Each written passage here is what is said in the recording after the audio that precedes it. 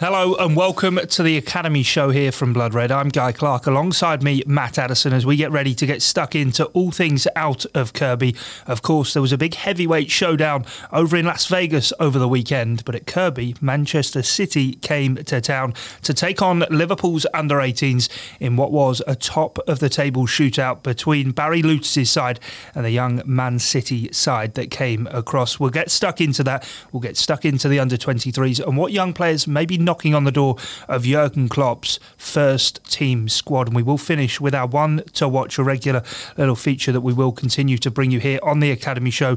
Don't forget, if between this episode finishing and the next one we have for you, you have any questions to ask, just pop them in the comments section on our YouTube page and we will look to get to them. This is now going to be a rather regular feature here on Blood Red. As I say, I'm Guy Clarke. Alongside me, Matt Addison. Matt was down at Kirkby for the game on Saturday, Liverpool under-18s against Man City under-18s, and we'll start there, Matt. And first things first, tell us the result and tell us what went down.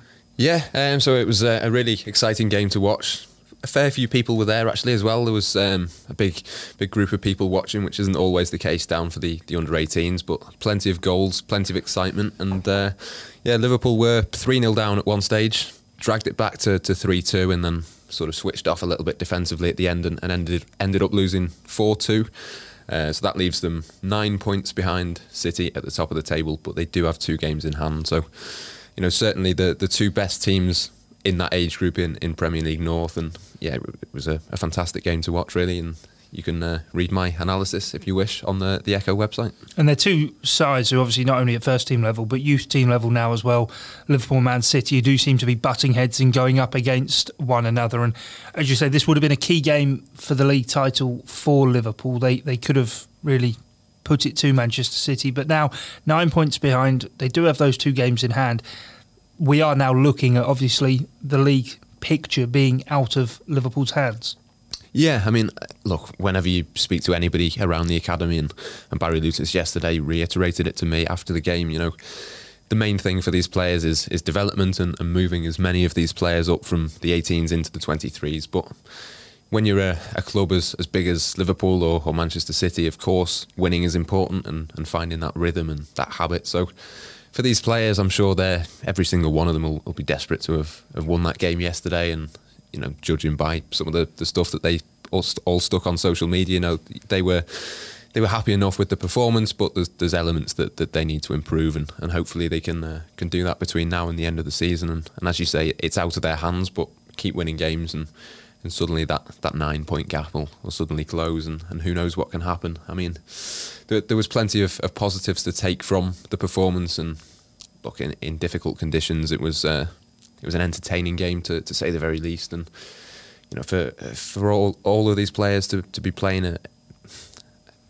not a traditional rival by any stretch of the imagination, but certainly a modern day rival, you know, it can only be a good thing for their development. You spoke about Barry Lewtas, and you were able to catch up with him after the game. We'll hear from Barry Lewtas now, which, as I say, after the game finished 4-2 to Manchester City, but the Liverpool under-18s coach Barry Lewtas after the game caught up with Matt. So Barry, a difficult performance for the boys today in difficult conditions. How do you reflect on that? Yeah, no, difficult conditions, but you know, in terms of the game, you know, I suppose it's the old adage, it's the same for both. I thought we adjusted quite well. I thought we pressed with intelligence, certainly in the first half. We put them under a little bit of pressure where we wanted to, and in the second half we knew we could go a line higher. You know, we forced them to play a game they probably didn't want to play, and we forced them going long. And I thought at times we made them look a little bit uncomfortable. You know, probably just, you know, it's probably been the story of our season a little bit, both ends of the box, you know, both penalty boxes. We were a little bit slack, I think, for a few of the goals, you know, not dishonest in what we're doing. And then the other end of the, you know, we've created good enough chances to score more goals today. Yeah, I mean, obviously you were 3 goals down at one point, and it looked like you were going to make that comeback. What do you think would have made the difference today for you to get that extra goal? Yeah, no, I think when you look back on the game was played in their half of the pitch each half. So when the game's played in half a pitch and it's the half that you're trying to attack, you're always in with a chance of scoring goals. You know, we got the first one back, then we got the second, which was great. So, you know, I never felt the game was away from us. You know, obviously the fourth one was a killer right near the end, but even a three, I never felt the game was away from us because of the territory we had. We were always one mistake or one little bit of creation away from getting a chance. So, you know, I never felt out of it. It was a great goal from Tom Hill as well. How do you reflect on his performance today? I thought he was one of your standouts, really. Yeah, I thought him and Tyler pressed well in the midfield. I thought we set traps quite well. I thought we could have been a little bit more aggressive when the ball's played into midfield in the first half. But yeah, you know, I thought a little bit of a different role for Tom and Tyler today. Yeah, and I thought the pair of them, I thought they did really well. Obviously this was a big game in the title race. How do you sort of go from here, and how important is that to you this season? Listen, what's important for us is, you know, I think when we reflect on this season, it's not going to be the under-18s title. It's going to be nights at Villa Park. It's going to be nights at Anfield. It's going to be the boys playing for the 23s. You know, listen, it's not going to be about the under-18s, and that's not me deflecting. We'll give every game a good go, but you know, our job is to keep moving boys into the 23s. You know, so last night to have three boys who've been with us playing in the 23s, that's the job. So, you know, I think what people will remember, hopefully, the boys who are going to make the first team. I think, you know, when it all settles down, the under-18 league title, we want to do well. We want to win it. We want to give it a good go. We're not out of it. We're certainly not out of it. But, you know, it's not something I'm going to be losing sleep over. You know, my job's to try and produce players for a level a lot higher than the under-18s league. You know, to try and get players around the first team, and, you know, in the first instance round Critch with the 23s. So, you know, we'll keep moving players up. We'll keep putting good teams out, and today was a good team, and we'll keep competing. And if we keep playing football like that, we're going to win a lot more games than we lose. And whatever happens with the title then happens. But that's not something that's talked about here, you know, at all. And just finally then, in terms of the rest of the season, do you have any specific targets, or is it just a case of week by week? Specific targets. We come out on the grass every morning, we work hard, and we just keep pushing the boys to be better players. You know, there's no time wasted. No, the targets, listen, if we win every game now to the end of the season, we win the league, I'll be happy, the lads will be happy, but that's not what we rock into work every morning to do. You know, we've got a real tough job of trying to get boys from this building to the new building over there, and, you know, that's some team to try and get into. So, you know, I'm really clear on where our priorities are, and that's probably hard work. And, you know, in this weather most mornings, trying to get players up and around that new building for next year. How much are you looking forward to the new building being there? Fantastic. I don't know whether they're ready for the wind, okay, but I mean, the link's strong. You know, listen, the way the first team manage the boys moving from here up there is first class. You know, boys are up there, you know, regularly. You know, staff are in regular contact with us around players. So, you know, listen, the only thing is now it's a little bit closer, but, you know, the strong relationships that are there will continue. But obviously, in terms of ease and boys just maybe going from one to the other, maybe a few less taxi journeys. But it'll be really exciting to have, you know, I think for us and the feel of it, to have the whole club on one site, I think it'll be really special. Thank you very much. Cheers for that. Cheers for your time. Barry Lewtas speaking with Matt then after the game down at Kirkby. A 4-2 defeat for Liverpool, but he seemed pretty upbeat there, Matt. And one of the players you asked him about, Tom Hill, seems to have been one of the players to have caught the eye. Yeah, he was one that I picked out for my post-match piece yesterday. And, you know, he's been one of those players that he's a first-year scholar, so he's only just come into the under-18s this season. And really started to establish himself. I mean, 9 goals now from midfield, which is a really good return for a midfielder.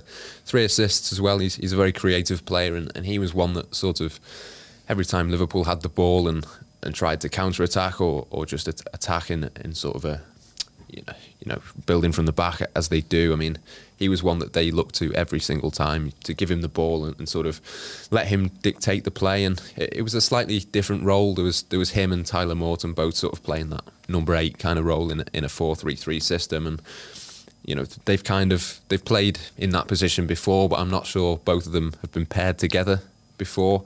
2 very much sort of attacking, creative midfielders, which is, you know, a really interesting sort of thing for Barry to put into the game and the tactics for a game of, you know, as we said, you know, of course development's most important, but it was a fairly big game, you know, in terms of their season, and for him to go quite as attacking and bold as he did with that selection, I thought was really interesting. But yeah, Tom Hill was the one that stood out to me the most. I think, you know, both teams were very impressive, very much as you'd expect them to be at that level, but Tom was one that, even though he's one of the younger, less experienced players, he seemed to stand out and be counted.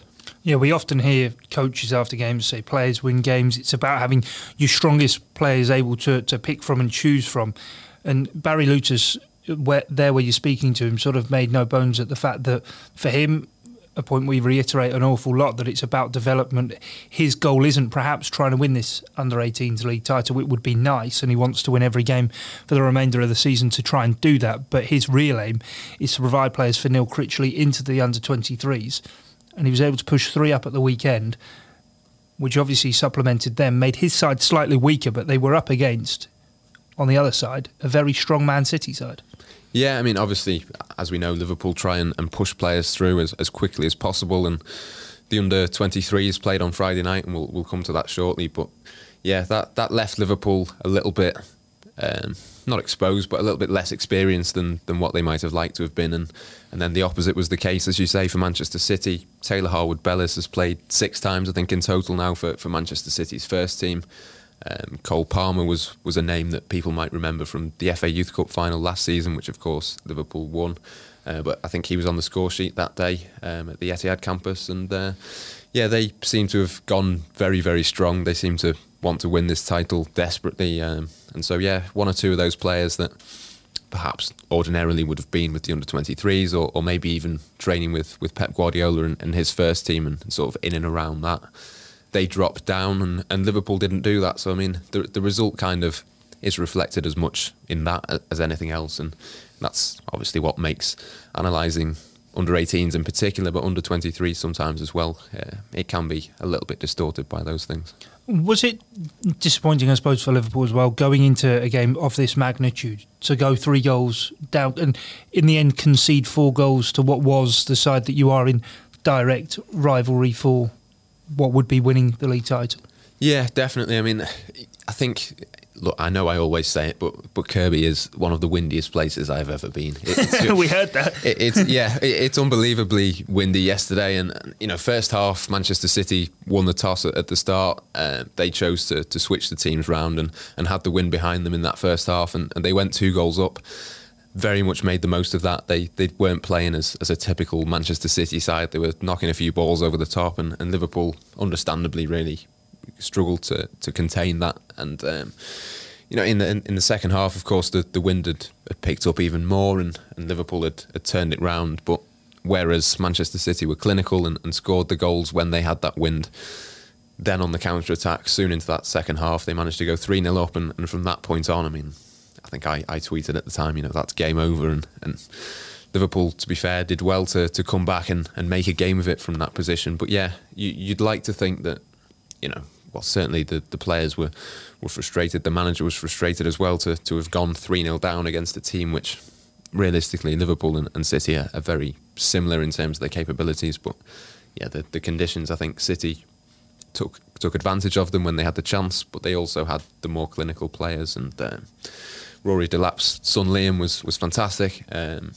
Liverpool could have defended that first goal a little bit better. I think sometimes it just takes that little bit of experience just to say, just take one for the team. You might get booked if you take him out. But, just about being streetwise, I suppose. Yeah.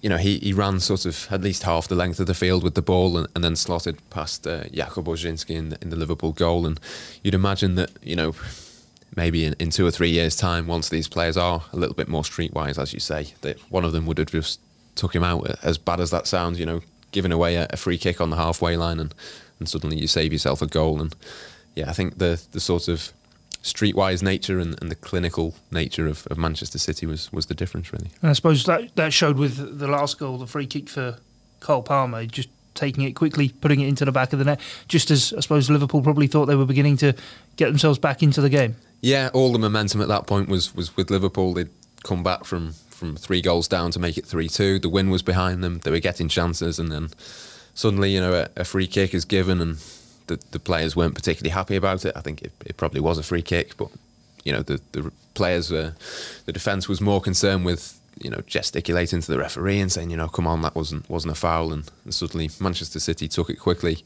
a little ball over the top, and Cole Palmer finishes the game off. So yeah, just that little sort of learning point that they can take forward, and as you say, more streetwise, more sort of controlling it in big games like this. And look, it's it's something for them to take forward for the future. And Barry Lewtas saying obviously disappointed with the manner of the result and how it plays out. We've spoken about wanting to advance that development into the under-23s. A few players not available for Liverpool in this game. We have, I suppose, glossed over that, touched on it.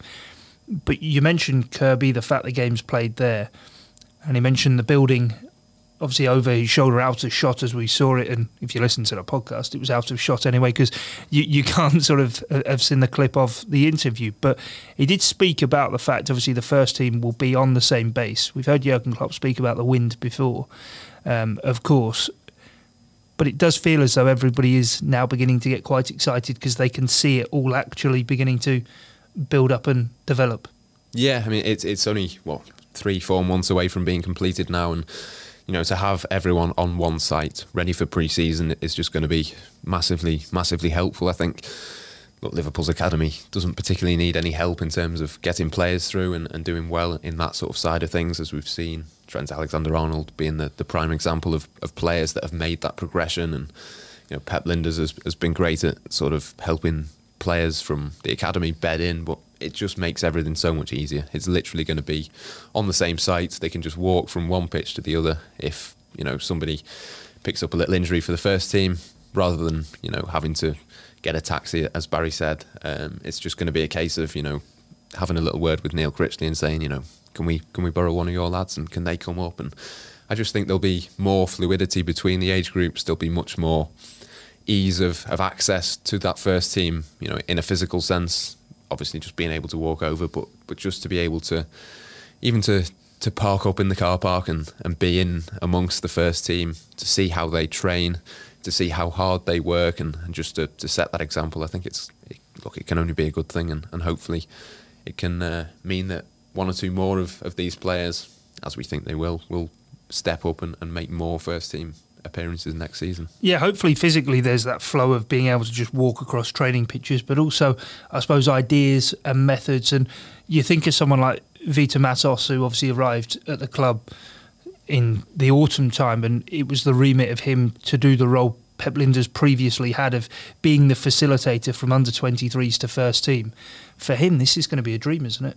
Yeah, it's absolutely perfect timing for him to come in and be able to work with these players. And obviously anything that Liverpool can do to make that gap as small as possible can only be a good thing. And look, it's about time that Liverpool caught up and did this. It's something that's been talked about now for I don't know how long, so many years. And you look at Manchester City have had it for, how long have they been at the Etihad campus now? Nearly 10 years or so, isn't it? So Liverpool are well behind in terms of putting everyone on one site and doing it. And look, it can only be a good thing, as I keep saying. Yeah, and as you say, just lastly on it, obviously someone like Tyler Harwood-Bellis, who's played for Man City's under-18s this week, already with a handful of first-team appearances, I imagine he's been able to slot back into them so easily because he is there on the same campus. But we'll move on. We've obviously covered the under-18s and that game against Manchester City, but worth looking ahead to what's coming up for them. Of course, now they are stuck in second place in the northern section of the Premier League under-18 table. They played 14, so 2 fewer than City, as we've said. 9 points behind them. They could close that gap, obviously, to 3 if they were to win their 2 games in hand. But next up for them is a game against Middlesbrough. Yeah, Middlesbrough away is the next game. And, Middlesbrough, I think, down in something like 8th, 9th position in the table. You'd imagine that, it'll be a game for them to get back on track and hopefully get the 3 points and start to close that gap to City. Just a final thing from the game yesterday. Obviously, Leighton Stewart was missing, and we talked about the lack of clinical finishing, and I think possibly he was a little bit missed. We expect that he'll be out actually for the rest of the season now with, I think it was an ankle injury that he's picked up between his last appearance. I think he scored a hat-trick against Sunderland a couple of weeks back. So really unfortunate for him. But potentially a chance for the likes of Fidel O'Rourke, who played yesterday, to step up to the plate and hopefully fire Liverpool into at least maintaining that second place position, if not challenging City for the title. And I suppose that's a mantle for him to take on the goal scoring burden. Yeah, absolutely. I mean, if you look at last season, there was Paul Glatzel, there was Bobby Duncan as well, and Liverpool have always had someone to step up. This season it was Leighton Stewart. Now it's got to be someone else, and I think Fidel is perfectly suited and perfectly capable of doing that. Yeah, worth keeping an eye on what he can do. And after the Borough game, midweek for them next time out, after that is UEFA Youth League action. Benfica to come in that. Just bring us up to scratch, I suppose, on how the youngsters are getting on in their UEFA competition. Yeah, so the UEFA Youth League is sort of a European competition. It helps, of course, with the development of playing teams with different styles and sort of, matching the first team in terms of their Champions League campaign. So, Liverpool got through in that competition. Benfica away on March the 3rd, so it's an under-19s team. So they got through their group, which was exactly the same as Liverpool's Champions League group. Yep. So they played the same teams there, progressed through, and away from home, it's a one-leg tie, so not two as the Champions League is. Straight to penalties if it's drawn. And if Liverpool do win, they'll play either Bayern Munich or Dinamo Zagreb in the next round. So, a really, really interesting tie. Benfica topped their group and they had to play Lyon, Leipzig and Zenit. So clearly a decent enough test for Liverpool to take on. And Barry Lewtas will take charge of the team as he always does. And it'll be really interesting to sort of see how they get on. And, hopefully, of course, the under-18s were knocked out of the FA Youth Cup as the holders earlier this season. I think it was Tottenham that knocked them out. So hopefully last season they had that big run. Hopefully this season it can be in Europe rather than domestically. Maybe a nice little trip to Benfica for you. You're going to ask the bosses about that one? No, Yeah. But on the serious side of it, Benfica obviously have got a great academy and have produced a number of players for the whole Portuguese system, really, not just themselves in recent times. But looking at the UEFA Youth League, and talking about this now because we'll move on to the 23s, and there is a bit of a link here because the likes of your Harvey Elliott's and Curtis Jones and whatnot do often feature in this as an under-19s competition.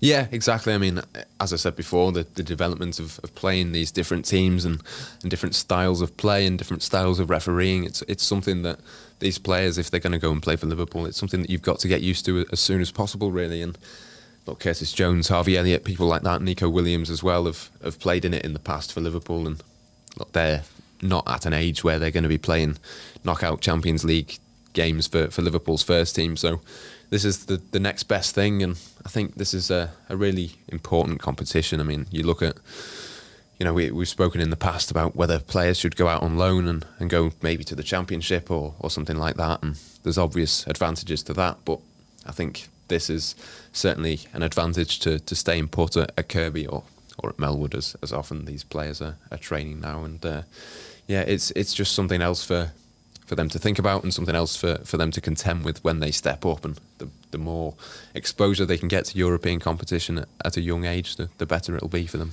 Interesting, and certainly something to keep an eye on. That game with the Benfica for the under-19s, Tuesday the 3rd of March. It'll be a 3 o'clock kick-off, of course.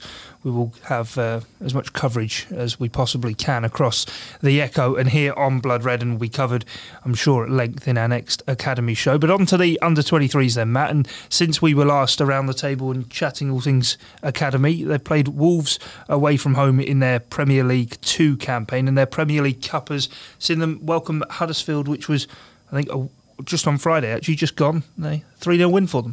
Yeah, a comfortable win. It was a game that they needed to win, actually, to get through in that Premier League Cup, and puts them on the verge of qualification. Not quite there yet. They play again, I think, on Monday afternoon, and they will need a point, I think, to guarantee that they progress. But worth winning that game. Because if you finish top of your group in the Premier League Cup, you're then drawn at home, guaranteed to play at home in the first knockout stage. So certainly it's a game that they will have an eye on. And goals from Liam Miller, Sepp Vandenberg, who seems to be coming into a little bit of form recently, and Hardy as well, the new January signing. So a comfortable win, and I think, look, for them to get through in that competition and have a few more games and a bit more of a run in that than perhaps they've had in the past can only be a good thing. So hopefully they can get another 3 points against Sunderland. Certainly, if they avoid defeat, they'll progress. And it's certainly an interesting competition to keep an eye on. Last time, of course, we were doing the Academy show was just before that FA Cup fourth round replay with Shrewsbury Town. We were looking forward to seeing how many of the young lads, well, we knew it was going to be all young lads, but who was going to play where, how it was all going to come about and how Liverpool were going to get on. Obviously, got through in the Cup, and now the first team obviously played Chelsea. There's a lot of intrigue as to which youngsters may or may not get picked for that game at Stamford Bridge. But just from, I know it's only been a couple of games, but have you been able to notice and see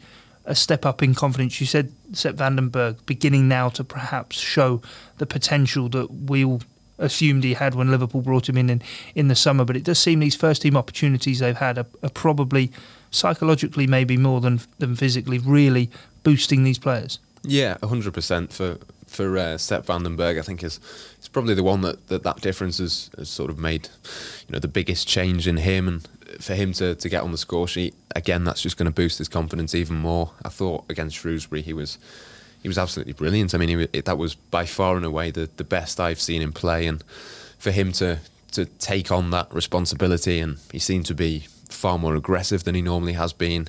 He's obviously a tall, big, strong player, but that always hasn't. It's not always come through when he's been playing for the under-23s this season. Sometimes big aerial forwards and long balls over the top have caused him trouble, but I must admit I was slightly concerned for him playing against Shrewsbury, that being the case, and he just strolled through the game and didn't look phased at all. So for him to have sort of kicked on again from that, I think is a real positive. And look, there's a lot of young players trying to come through, and he's obviously one of them. Keon Hoover as well, I think is kind of a similar level. They're at a very similar age, obviously both from the Netherlands as well, so lots of similarities there. And look, long term, is he going to be a Liverpool player at first team level? Who knows, but certainly making strides in the right direction. He's certainly got the frame and the assets he needs to be a big, domineering, powerful centre-half, but I suppose as much of it is mental as anything, as you say, of attacking the ball and really going for it. I suppose that clean sheet, though, because we haven't obviously touched on the FA Cup game, we will briefly just here, but I suppose the clean sheet, as much as obviously the win for Liverpool was as big as anything, because we'd spoken about Kevin Kelleher going into the game that he'd conceded 5 against Arsenal, 5 against Aston Villa. He was between the sticks, Hoover and Sepp van den Berg in front of him. I mean, Nico Williams was probably the standout player on the night, along with those in the forward ranks, and he does seem to be the next cab off the rank in the right-back production line for Liverpool, following on from Trent Alexander-Arnold. But I imagine that clean sheet was probably as big as the goal for the team. Yeah, it was absolutely massive, and I mean, Sepp van den Berg is still only 18. I think Keanu Hoover is as well, and certainly for those players, that sort of position, particularly goalkeepers, but centre-backs as well, it tends to be that they develop a little bit later and they come into their prime a little bit after attacking players and sort of wingers and that sort of thing. So for them to have put in a performance as dominant and as strong as what they did at that age, I think it just goes to show how much talent and how much ability there is there. And it shouldn't be a massive surprise. Obviously, you look at the calibre of clubs. Bayern Munich certainly were really interested in Van den Berg, and Liverpool as well, as we know with their recruitment. They search all over the world for these top talents, and for him to have been the one that they chose to go for in the end, of course there was reason and rhythm behind that. But look, for them to have put in a performance at that age against a team, obviously Shrewsbury are not the biggest team in the world, but still a league side out there. Still a professional outfit, and a team that you might have gone into that game being a little bit fearful or whatever, expecting a little bit more from the visitors, and look, Liverpool just seemed to stroll through that game. And look, if they get further opportunities, whether that's this season or going into next season, I don't think anybody would be concerned at all about any of these players playing again. Well, we'll dip back into how obviously the 23s have been getting on. Spoke about the games against Wolves and Huddersfield, but a couple of names that we've already mentioned from the under-18s who seem to have made that step up and seem to be enjoying their time playing for Neil Critchley's side. Jake Kane and Leighton Clarkson, 2 midfielders who do seem to be progressing through the youth ranks quite nicely. Yeah, again, we mentioned the FA Youth Cup before, and 2 standout performers throughout that run last season. I expected that both of them would move up to the 23s almost straight away, to be honest. over the summer and looking into this season. Both of them actually started with the under-18s and then have since moved up to the 23s over the last sort of maybe month, 2 months. Certainly Clarkson went up first and seemed to be the first to make that move, but it seems that Kane now has joined him, and rightly so. I mean, both of them not the most physical or the biggest, and again, you know, I was slightly concerned about that heading into the Shrewsbury game, but the ability, the technique that they've both got, and that sort of tactical awareness at a young age to be able to slot into a system as complex and as well thought out as what Liverpool's first team is, it's certainly promising. I think, look, Liverpool's midfield there's loads of options at first team level, and there's huge competition, but both of these players have sort of made the most of that, and rather than looking at it and thinking, I've got no chance of breaking into this team, they seem to have learned from the players at the top, and they just keep getting better and better and better. That does seem to be the mindset of running right through the youth sides, is that these youngsters aren't being fazed by thinking, oh, actually, am I going to get an opportunity at first team level? They're actually thinking, I'm sure they're probably told on a daily and weekly basis, don't get ahead of yourselves and think about that. You've got to get to the standard of knocking on the door before you can actually start thinking, where do I fit in the first team picture? Yeah, and it must be so difficult for them as well, because they've seen someone like Harvey Elliott, who's a couple of years younger than both of these players, come in and sort of slot straight into that first team, and there must be a little bit of jealousy or a little bit of, you know, wanting that to be them, but it's just that mentality for them to be able to just carry on training, doing what they're doing, keep making that progression, and having complete trust in the academy system and Barry Lewtas or now Neil Critchley with the under-23s, and trusting that, you know, the coaching, the work that they put in is going to come to fruition, I should say. And you know, they keep making these steps forward, and whether they make it at Liverpool, whether it's another Premier League club, whether it's a Championship club, you know, both of these players, I'm sure, are going to go on and have fantastic careers. Yeah, and we aren't just an exercise here on the Academy Show that looks back on what's been going on. We do look forward, and of course, on Monday, the first team play West Ham United in the Premier League. The under-23s are also going to be in action themselves and might have two of the big guns to call upon. Two lads we've already mentioned in Curtis Jones and Harvey Elliott. Yeah, certainly interesting that neither of those two players played on Friday. You wouldn't imagine that they'll be in the first team set up for Monday night's game against West Ham, just when you think of, you know, Takumi Minamino and Adam Lallana have both missed out on that 18-man squad recently. So I'd imagine that, given that neither of them are likely to play a part in the Premier League game, you'd imagine that they will play for the under-23s. And again, you know, it's another opportunity for them to, you know, show off what they can do. And again, it comes back to mentality. You know, they've been in and around the first team. Obviously, both of them massively influential against Shrewsbury in the FA Cup, and for them to drop back down and you know, they've shown time and time again that they'll do that, and it'll be no problem at all. And working with Neil Critchley again, and you know, hopefully they can put in an exciting performance, get that win, I said to, you know, before, to make sure that they top the group and get through in the Premier League Cup. So certainly an opportunity for both of them again to get more minutes, and if people want to go down and see them, I'm sure Kirkby will be open and ready for visitors on Monday. 2 o'clock kickoff on Monday to take on Sunderland in that Premier League Cup game. Good point you mentioned there, Matt. Again, there will be coverage across the Echo once more on that. To finish the month then for the 23s is an away game with Blackburn Rovers in the Premier League 2.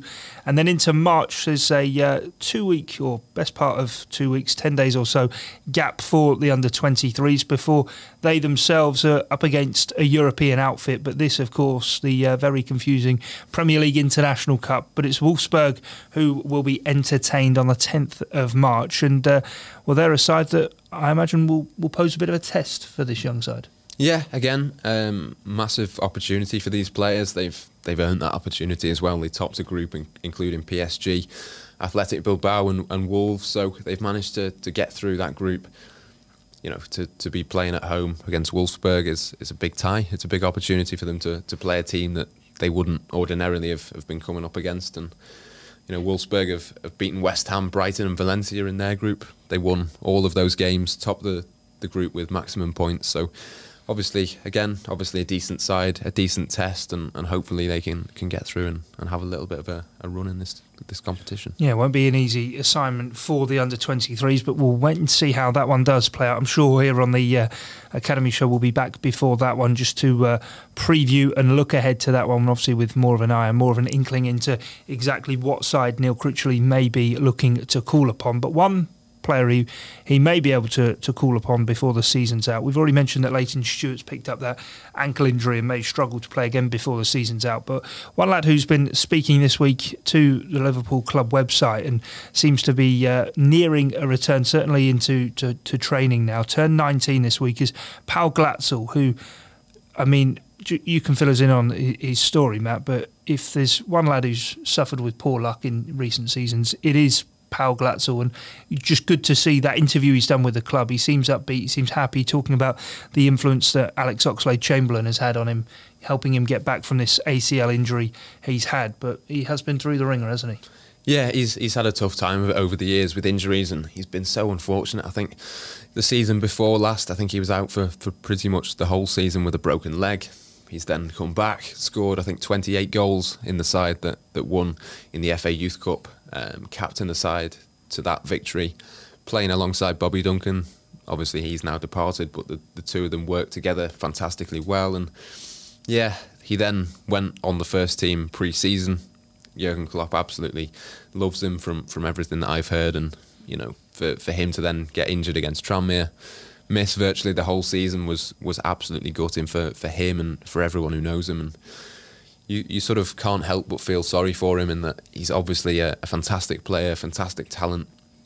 Turned 19 this week actually, but obviously, as I mentioned, he's missed a couple of years of his development now. So in sort of football age, if you like, he's still only really 16 or 17 in terms of the years that he's had to progress. And I think certainly the words that he's had to say this week about Alex Oxlade-Chamberlain say a lot about Chamberlain, of course, and the influence that he's had on these young players. But it says a lot about him as well, that he'd come out and he'd been so positive and so upbeat. And hopefully, as he says, hopefully he can come back before the end of the season. And, you know, ACL injuries are never nice. They are long term, and it's a difficult comeback to make. But hopefully he can get himself back on the pitch and potentially could be involved in first team pre-season again next summer, which, you know, it would be a massive step forward for him and a massive reward for such a long, hard recovery that he's been through. Yeah, it'd be great to just see him back out on the pitch. Remember going to a academy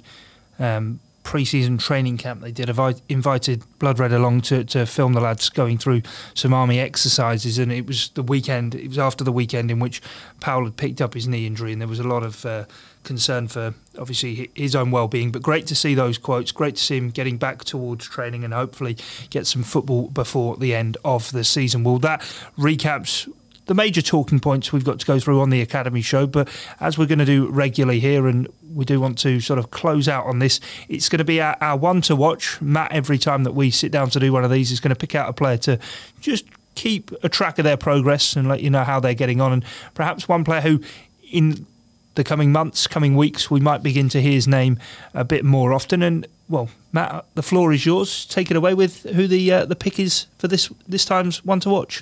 Yeah, so a very interesting player this time. He's actually one that I picked out on, I think, Wednesday or Thursday, and I'm going to have to get you to back me up on this one because he did actually score yesterday, and that is not the only reason that I am picking him. But Max Woltman is the player that I've chosen this time. I think he's going to get more and more opportunities over the next few weeks. He came off the bench yesterday.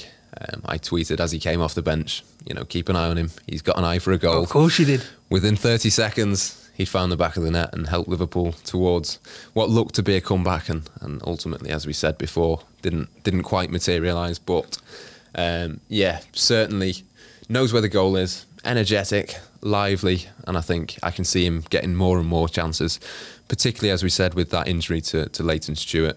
I think Barry Lewtas is going to look to him more and more, and he was one that someone picked him out last summer as being one to step up from the under-16s to the under-18s this season. It's not quite happened for him just yet. Other players have sort of taken priority, and quite often he's been stuck with a place on the bench. But, you know, if you are patient, you will get your chance. And someone like Jack Byrne, who was in a very, very similar position actually to Max last season, where he was very highly rated, and Barry Lewtas said to me a number of times that he wanted him on the pitch more, and he sort of felt sorry for him that there was players ahead of him in the pecking order. I think it's very similar with Woltman this season, and he'll be taking a look at Jack's story, and now Jack Byrne played for the under-23s, as he has been doing regularly this season. He played for them on Friday night and did exceptionally well. So, as much as he's not been given as many opportunities as he might have liked this season, that's not to say that the next season he couldn't step up maybe and become a regular for the 18s, and then who knows, maybe the 23s as well. Yeah, some people think we just throw this together, Matt, but as you said, you did mention that you were going to speak about Max in the week before we sat down to do this. So nice to have seen him get a goal. But in terms of even his junior football pedigree, before he even was taken into the Liverpool system, got a bit of pedigree, I believe. He certainly has, yeah. I mean, he's been at the academy now since the age of 7, and now obviously a first-year scholar. I think he's still 17. So, but yeah, he played actually junior football for Jay Spearing's old team, so there's certainly a precedent there. Greenlees FC in Wallasey, so a nice little potential link towards a first-team appearance in future. And certainly if he can go on and have as good a career as what Jay's had, then I'm sure he'd be very, very happy with that. Well, closing statements then for us to just wrap things up then here on the Academy show, and obviously we'll be back in a few weeks' time. But just looking ahead, we've mentioned the immediate fixtures that are in the offing for the under-18s and the under-23s. But if you look into March and what is to come, big game. Same weekend for both the 18s and 23s to come. Yeah, so the same weekend actually that Liverpool's first team plays Everton on the Monday night. On the Saturday it's the under-18s playing Everton, the 23s then play Everton on the Sunday. So 3 days, 3 different games, 3 different Merseyside derbies. So Merseyside derby bonanza. Yeah, it should be a fantastic weekend. Hopefully I'll get along to at least 1 or 2 of those matches, and obviously, of course, we'll keep you updated on the podcast. But yeah, UEFA Youth League to come, Premier League International Cup as well, as we've spoken about already. No FA Youth Cup, as I said, for the under-18s, unfortunately, this season, but a title race, as we've spoken about. Hopefully they can keep going in that. And yeah, European football, which wasn't the case for either of these teams last season, into the knockout stages.